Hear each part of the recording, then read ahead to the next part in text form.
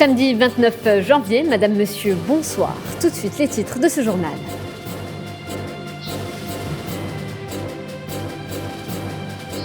L'événement attendu, le sommet de l'Union africaine au menu. Plusieurs dossiers lourds et sensibles, notamment l'adhésion de l'entité sioniste en tant qu'observateur et l'appel à son annulation.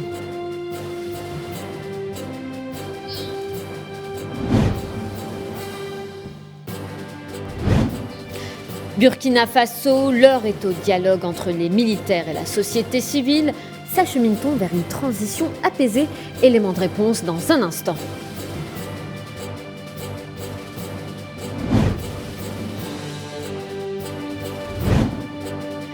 Santé, la Catalogne met fin au pass sanitaire. L'Islande prévoit la levée progressive des restrictions. Le Danemark abandonne ses mesures anti-Covid mardi prochain.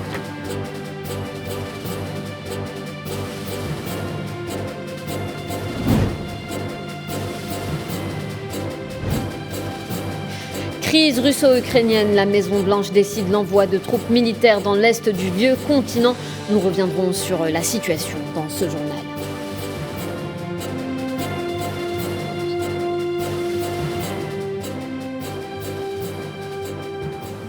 Mais avant de développer ces titres, le président algérien Abdelmadjid Tebboune, invité par son homologue français Emmanuel Macron pour prendre part au sommet Union européenne-Union africaine, prévu les 17 et les 18 février à Bruxelles, en Belgique.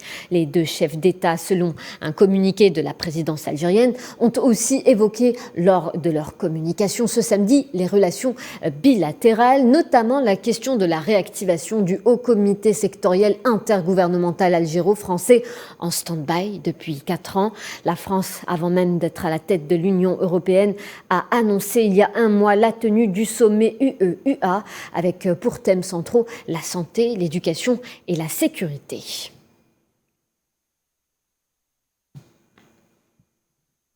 Nous le disions en titre, la prochaine session du sommet de l'Union africaine arrive à grands pas. C'est à partir du 2 février que les discussions seront ouvertes.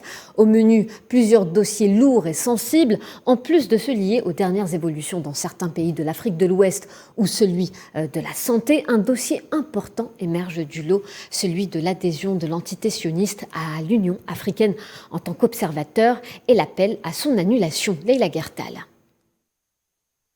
Il s'agit d'un appel lancé par les participants à une conférence régionale africaine organisée par visioconférence par l'Observatoire de veille pour les droits de l'homme et des causes justes. L'Observatoire a souligné que la décision du président de la Commission de l'Union africaine de valider la qualité de membre de l'entité sioniste en tant qu'observateur au sein de l'Union africaine est, je cite, une décision contraire aux dispositions des statuts de l'Union africaine et aux valeurs des peuples africains. Il appelle de ce fait le prochain sommet de l'Union africaine à annuler cette décision. Il faut aussi rappeler que depuis le début, l'Algérie était en tête de file des pays qui ont manifesté leur objection à cette adhésion, déployant sa machine diplomatique afin de déposer son recours auprès de la Commission africaine. La décision de Moussa Faki d'inscrire les réserves exprimées par les États membres de l'Union africaine à l'ordre du jour du prochain Conseil exécutif intervient suite à la position forte de l'Algérie, qui précise que cette décision, prise sans le bénéfice de larges consultations, était entièrement incompatible avec les principes consacrés dans l'acte constitutif de l'Union africaine. D'autres pays se sont joints à la position algérienne, 7 pays arabes, dont l'Égypte et la Mauritanie. 5 autres pays arabes de la Ligue des États arabes ont dénoncé cette décision. 9 autres pays africains, à leur tête l'Afrique du Sud, ont exprimé leur indignation à cette décision qu'ils qualifient d'injuste et injustifiée. Le ralliement de plusieurs pays africains et arabes à la position algérienne contre cette décision prise unilatéralement par le président de la Commission de l'Union africaine, Moussa Faki, montre une énième fois l'attachement de l'Algérie au principe du droit et de la légalité internationale et que ni les séries de normalisation avec l'entité sioniste ni le revirement de position politique de certains pays ne peuvent altérer. Et l'adhésion de l'entité sioniste à l'Union africaine a été, faut-il le souligner, le cheval de bataille du Maroc, peu de temps après son retour à l'organisation panafricaine. Souad Ben Batouche. 33 ans d'absence de l'organisation panafricaine, un retour forcé en 2017 et un cadeau empoisonné en perspective. Le Maroc viendrait-il prendre une revanche sur l'Union et l'exposer au péril de la division ? Toute une campagne depuis sa réintégration auprès des pays membres de l'Union africaine a été menée par Rabat pour l'octroi du statut d'observateur à son allié de toujours Israël. Il fallait sortir le grand jeu et mettre la main à la poche. Depuis Alger, cette campagne a été vivement dénoncée par le ministre des Affaires étrangères algérien, Ramtan Lamamra, en novembre dernier, lors de la conférence des chefs des missions diplomatiques et consulaires. En bon partenaire, depuis de longues décennies et d'ailleurs ne s'en cache plus, Rabat et l'entité sioniste mettent la main dans la main pour atteindre chacun de son côté leurs objectifs et stratégies expansionnistes, l'un au Sahara occidental et l'autre au Proche-Orient, un pacte du diable sous l'œil très permissif et même complice des gendarmes du monde. Et face à la spoliation des richesses naturelles du peuple sahraoui par le Maroc et ses alliés, des organisations issues de la société civile sahraoui se dressent pour dénoncer la complicité de Bruxelles dans ce projet de pillage via une missive au ton on ne peut plus ferme. Kheredim Batache. Les activités économiques de l'Union européenne sur le territoire du Sahara occidental pointées du doigt par 126 organisations issues de la société civile sahraoui via une missive envoyée à la présidente de la Commission européenne Ursula von der Leyen ainsi qu'au président du Conseil européen Charles Michel. On cause une exploitation des ressources naturelles du Sahara occidental frappée du sceau de l'illégalité. Les organisations dénoncent entre autres le mimétisme européen vis-à-vis des projets économiques sournois du Merzen qui caressent le rêve inaccessible de l'annexion.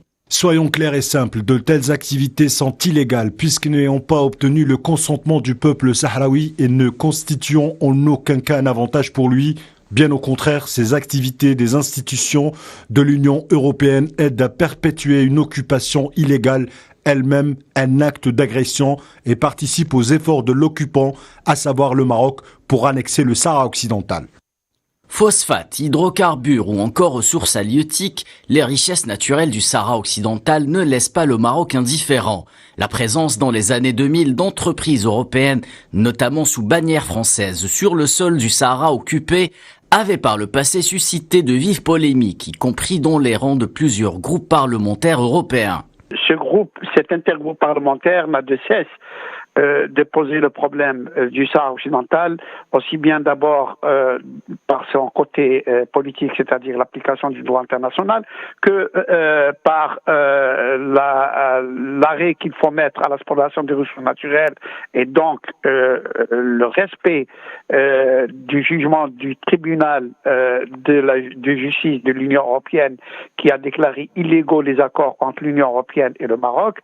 Selon les rédacteurs de ce document, l'Union européenne seront coupables par complicité avec le Maroc d'une entreprise de pillage des richesses du sol sahraoui, méthodiquement organisée via la présence illégale d'entreprises européennes qui opèrent et commercialisent des produits locaux en toute impunité, sous le silence de la communauté internationale.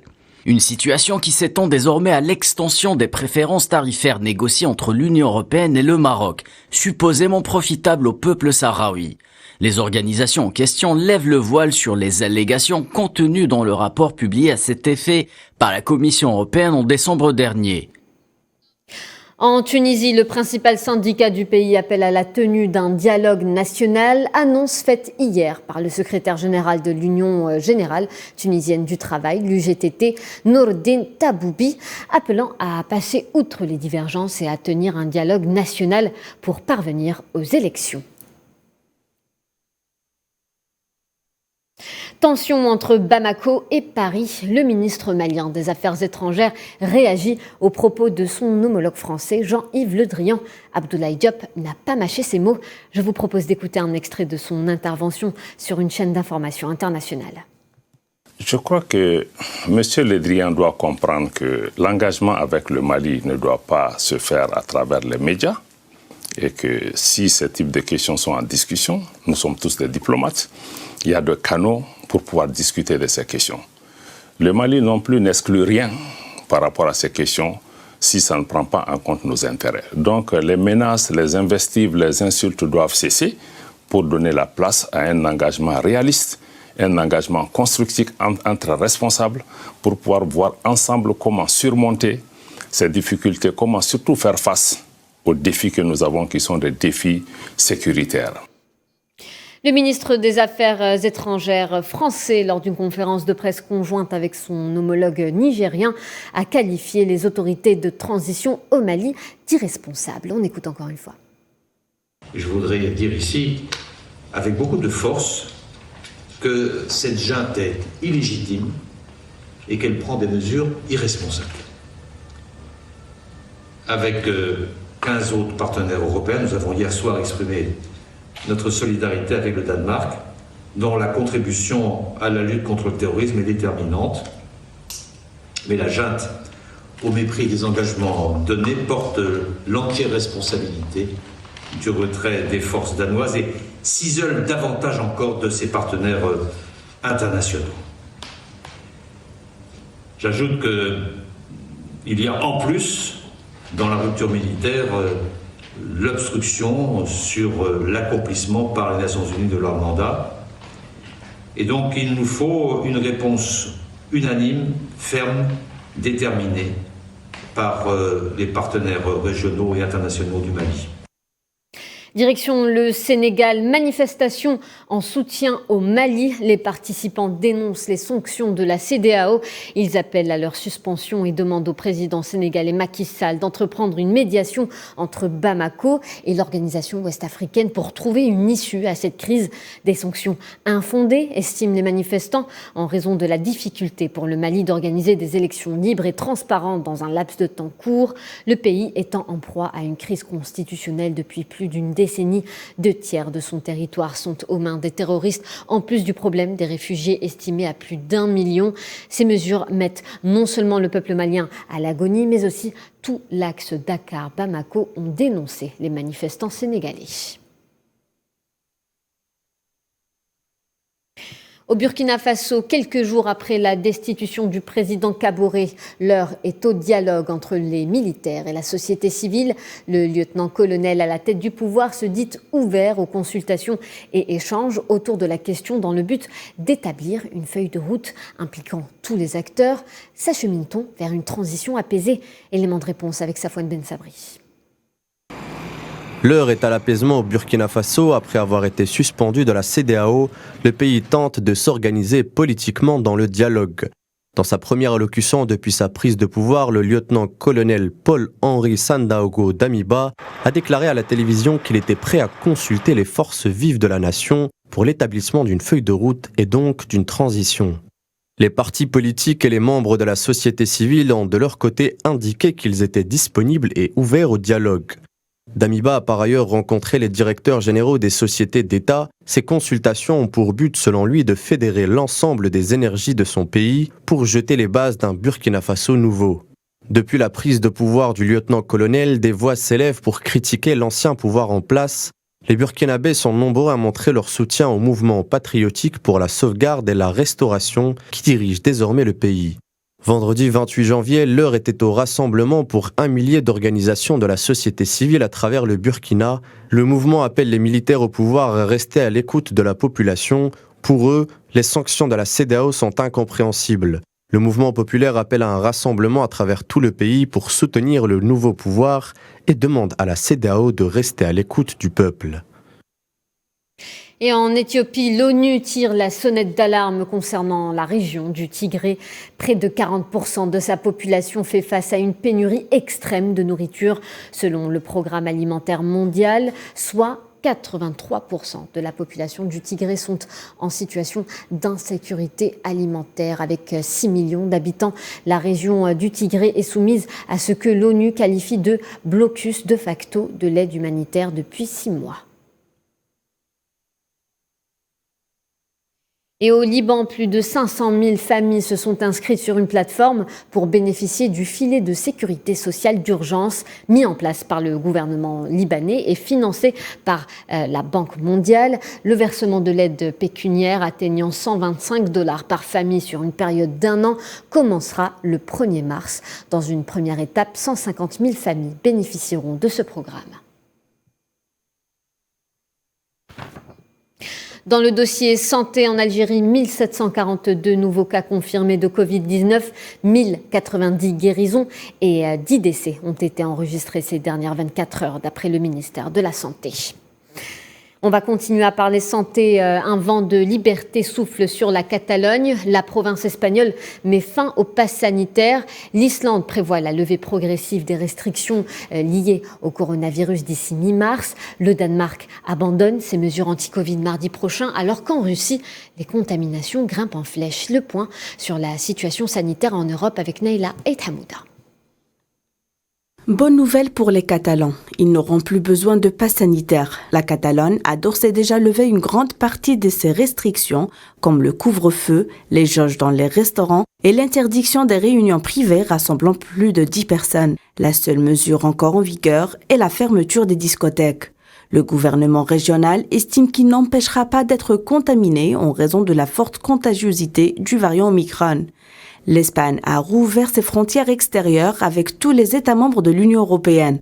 Aucune mesure de quarantaine n'est requise à l'échelle nationale.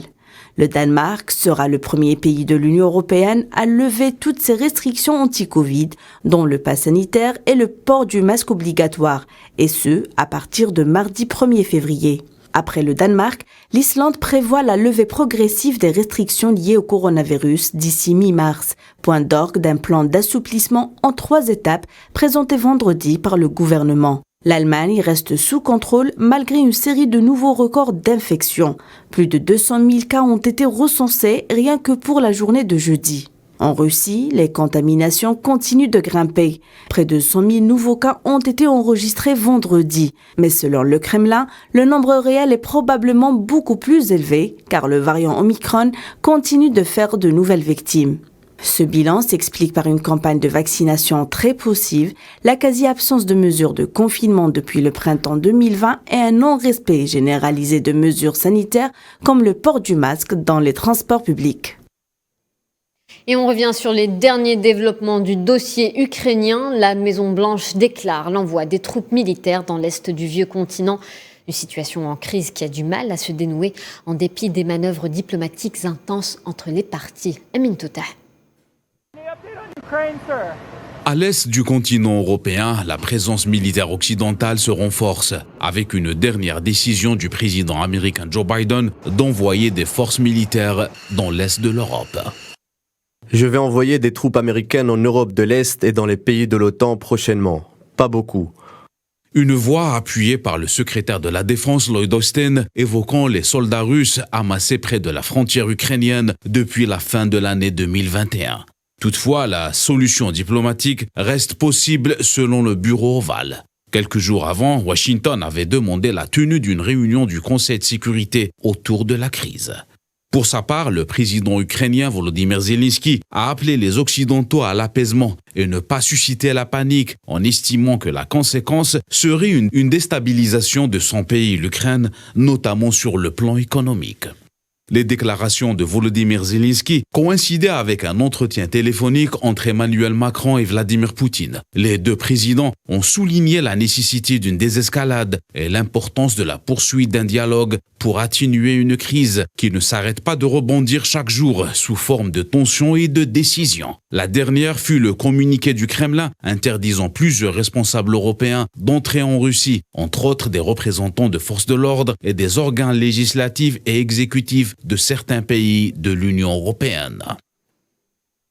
L'Italie est toujours dans l'attente d'un nouveau président de la République. 7 tours de scrutin ont été organisés depuis lundi et aucune personnalité n'a obtenu la majorité. Malgré une nouvelle fumée noire, un espoir a émergé cette matinée. Les partis de la majorité semblent s'accorder sur un nom, celui de Sergio Mattarella, qui avait pourtant exclu une réélection.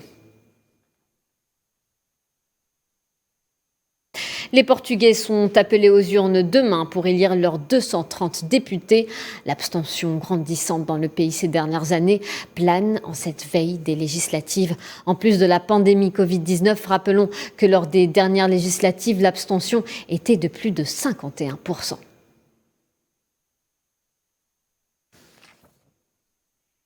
En Turquie, le président Recep Tayyip Erdogan a limogé le chef de l'Institut statistique et le ministre de la Justice ce samedi. Bekir Bozdagh, ancien vice-premier ministre, a été nommé ministre de la Justice. Le président Erdogan a également déclaré un état d'urgence contre les médias après que l'information du taux d'inflation annuel de plus de 36% ait été diffusée ce début janvier. Et le gouvernement argentin obtient un assouplissement des conditions de remboursement d'un prêt qu'il jugeait impayable de 44 milliards de dollars au FMI. Il y avait urgence à trouver un accord avec le FMI au risque de faire défaut sur sa dette. L'Argentine devait rembourser d'ici mardi une échéance de près d'1 milliard de dollars au Fonds monétaire international pour le remboursement d'un prêt record de 57 milliards contracté en 2018 par l'ancien président de centre droit, Mauricio Macri.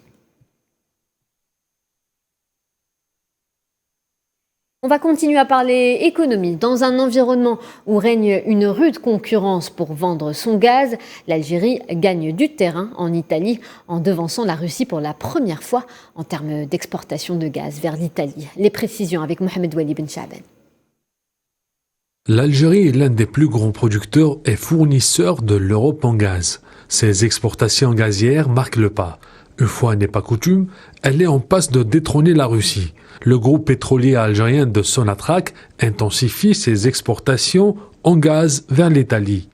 En termes de volume, les quantités importées d'Algérie par l'Italie se sont établies depuis le début de 2022 à plus de 1,5 milliard de mètres cubes. Elles devançant ainsi la Russie et l'Algérie devient le premier fournisseur de l'Italie en gaz pour la première fois depuis des décennies. Les exportations russes se sont arrêtées à 1,2 milliard mètres cubes, précise l'agence de presse italienne Nova, à l'occasion d'un entretien réalisé avec l'ambassadeur de l'Algérie à Rome, Abdelkader Touhria.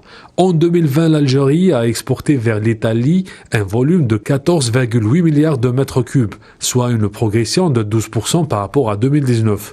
Malgré le recul des exportations russes et les perturbations géostratégiques, l'Algérie maintient les mêmes prix. Pour rappel, la question de l'approvisionnement en gaz de l'Italie a été abordée lors de la dernière visite du président italien Sergio Mattarella en novembre dernier en Algérie. Et toujours au sujet des exportations de gaz algérien vers l'Italie, je vous propose d'écouter le point de vue de l'expert international en énergie Abdelmajid Attar. Nous exportions pratiquement jusqu'à entre 25 et 30 milliards de mètres cubes avant 2019, jusqu'à 2019. En 2020, les exportations se sont réduites beaucoup, parce qu'il y a 3 clients. C'est l'ENI, Edison et Enel. Voici les 3 principaux clients italiens qui achètent du gaz algérien. L'ENI est le premier en tête.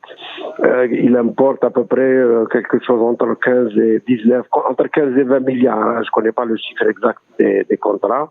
Et puis viennent Edison et Enel qui importent entre 2 et 3 milliards de mètres cubes par an. Et le président des États-Unis, Joe Biden, et la présidente de la Commission européenne, Ursula von der Leyen, ont appelé hier tous les principaux pays producteurs d'énergie à les rejoindre pour fournir à l'Europe des volumes supplémentaires de gaz naturel. Ils planifient à ce titre des mesures d'urgence pour éviter les chocs d'approvisionnement.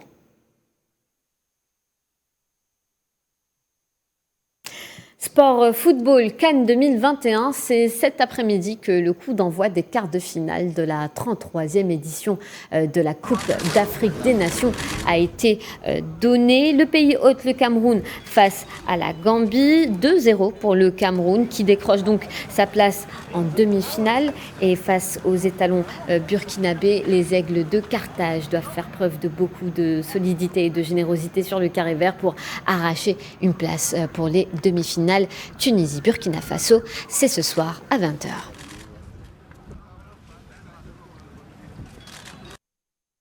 On reste au Cameroun après les malheureux incidents qui se sont produits aux alentours du stade au Cameroun, coûtant la vie à 8 supporters. Les autorités ont décidé d'ouvrir une enquête. Le ministre des Sports, Moël Gombi Narcisse, a dénoncé le manque d'agents et a tenu à rendre hommage aux familles des victimes. On l'écoute.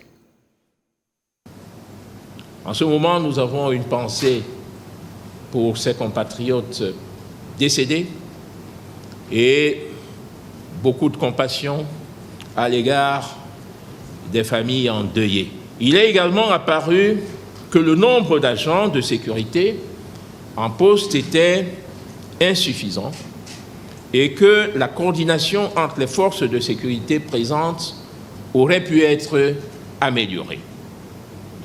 Il convient néanmoins de préciser que cette bousculade n'a pas eu lieu dans l'enceinte du stade d'Olembe proprement dite, mais plutôt à l'extérieur. Le Cameroun a tout mis en œuvre pour la bonne organisation de la CAN.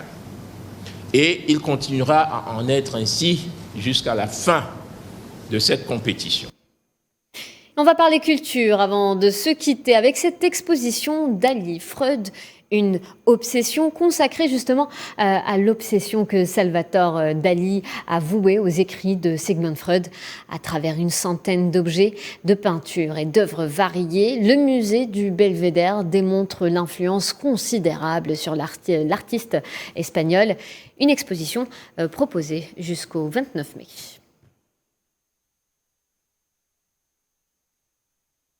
Voilà, c'est la fin de ce journal. Merci de votre attention. Tout de suite, un point météo avec Kamel Amézienne Zitouni. Retrouvez Amin Touteh pour le 13h demain. D'ici là, passez une excellente soirée sur A24 News.